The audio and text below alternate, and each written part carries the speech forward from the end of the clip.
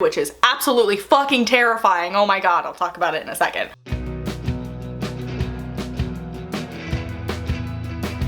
Hello friends, my name is Emily, I'm the bi, and here are some books off of my bookshelf. So today, I was gonna talk about Emily Carroll and why I think she is kind of the premier horror comic writer and illustrator in North America. And so I wanted to use these three, which are her only written and illustrated books that have been published that aren't on her website as webcomics, which I highly recommend, but I'm not really gonna talk about today.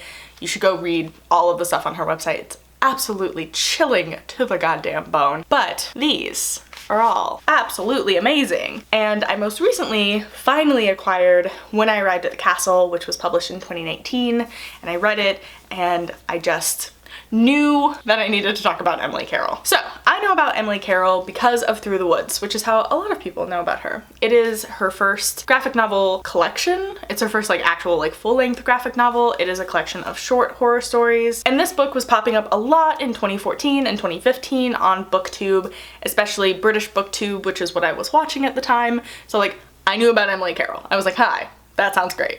And yet I didn't buy this, I think, until 2019. Maybe 2018, but I think 2019, like early 2019. And then I didn't read it until October of 2019. So it took me a long time to get to this, mostly because I knew it was going to be scary, although I thought that everyone had kind of over-exaggerated how scary it was, because I'm a weenie, but I was like, it can't be that scary.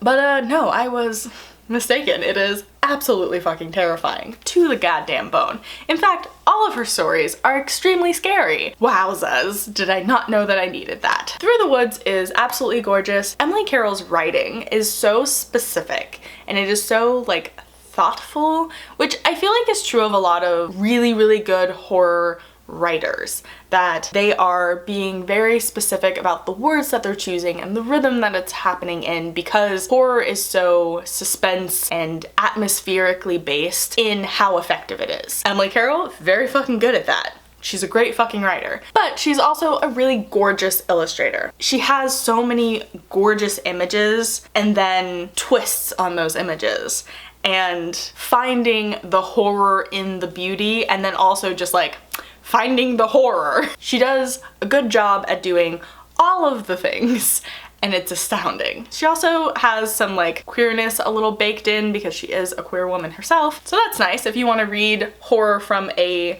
queer woman, here you go. Emily Carroll, she's the girl for you. So Through the Woods is her first collection.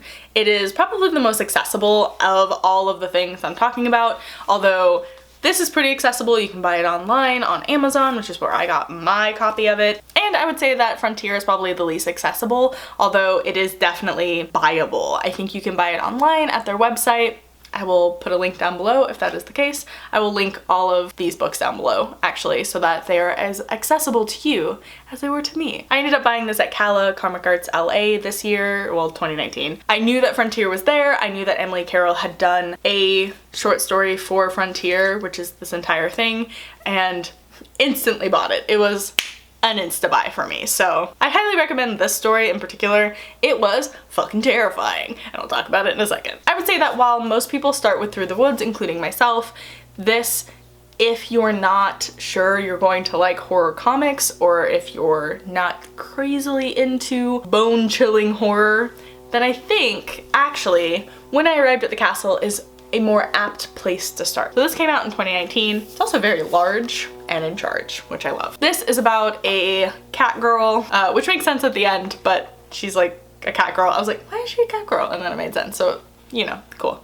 Who arrives at a castle in the distance where there is a countess, a vampire, if you will, who she has come to kill. And so that's what's happening.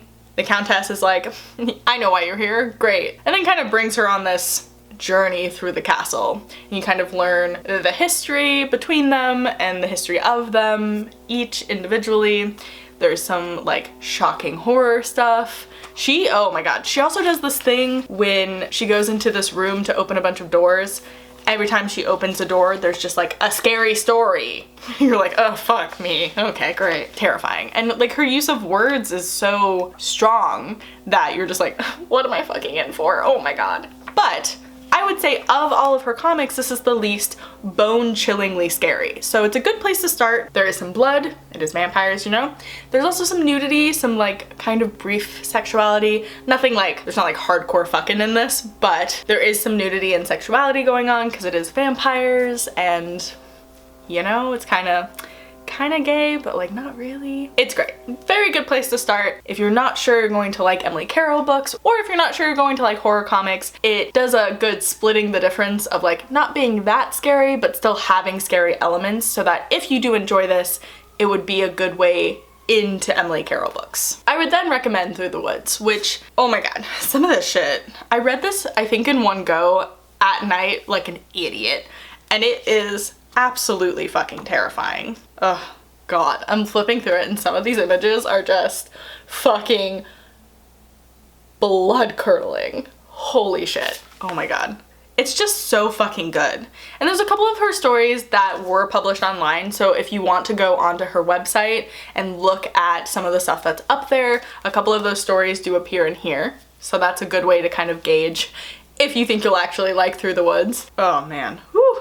And just like, I don't know, some of the ways she just uses the medium of comics to kind of enhance the scariness is so readily on display in this comic that I just can't talk about it in full. It's wild. So the back of Through the Woods is, it came through the woods. Most strange things do, which is great. So there are 5 short stories in this. 1 or 2 of them have appeared on her website, so go check them out. Okay. Now I want to talk about the Frontier issue that she did. So she did Frontier number 6.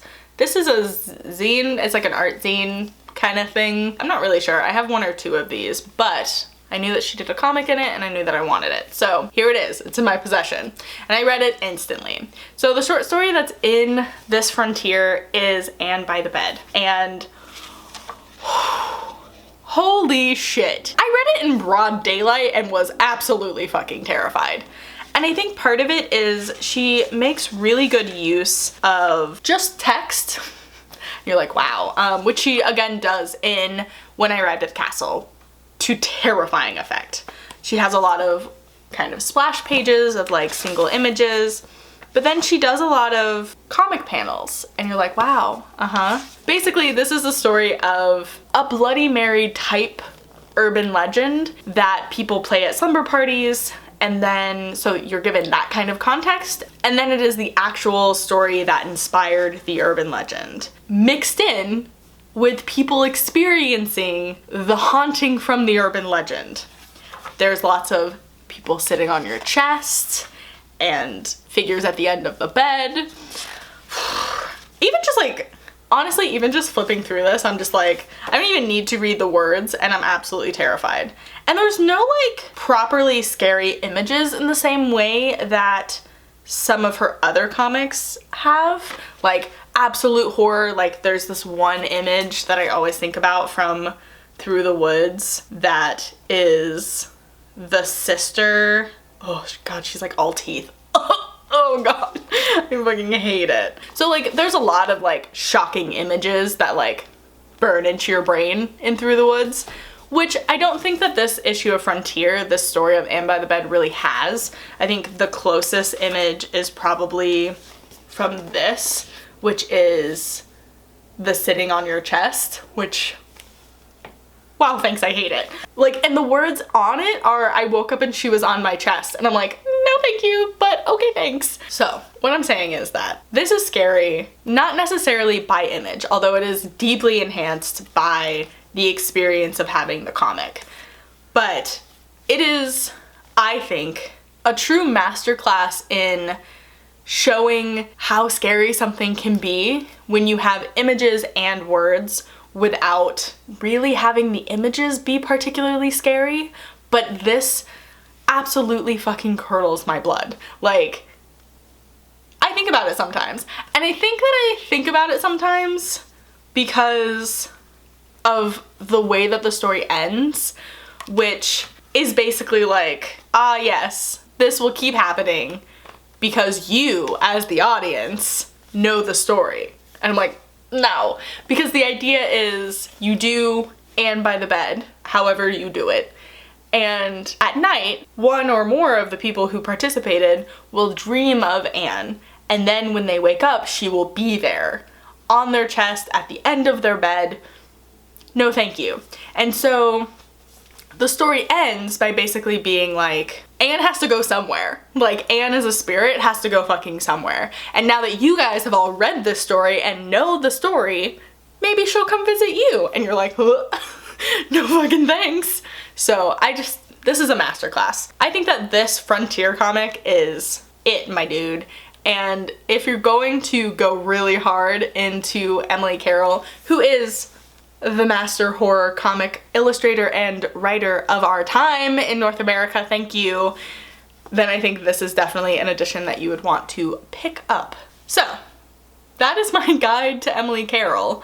I think you should definitely read When I Arrived at the Castle first if you're unsure if you like Emily Carroll's art. Actually, the first thing I would recommend doing is going to her website and reading one or two of the comics that she has on her website, especially since a couple of them are in Through the Woods, and then seeing if you like that. I think, what is this one? His Face is Red? Oh yeah, His Face All Red.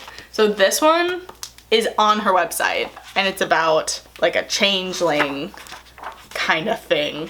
It's fucking scary. But it's on her website, so if you want to read it, you can. It's kind of the thing that rocketed her into, I think, being able to publish this, was how popular His Face All Red was online. So read it, it's very good. And then pick up When I Arrived at the Castle if you're still unsure. She has also illustrated other books, including Speak, which obviously she didn't write, but I really want to read just because I like that book a lot. It's, you know, heartbreaking, but it's very good.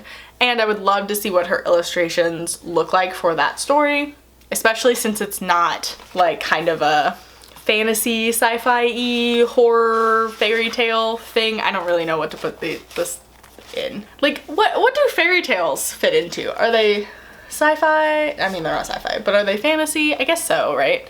So like fantasy horror, to kind of see her draw something grounded in reality in a way that she kind of hasn't before, I think is really fascinating, and I want to take a look at it. But as a writer, Emily Carroll is fucking it. So like, her art is gorgeous, as you have seen, but also I recommend all the things she has ever written because wow. Read Emily Carroll, thank you.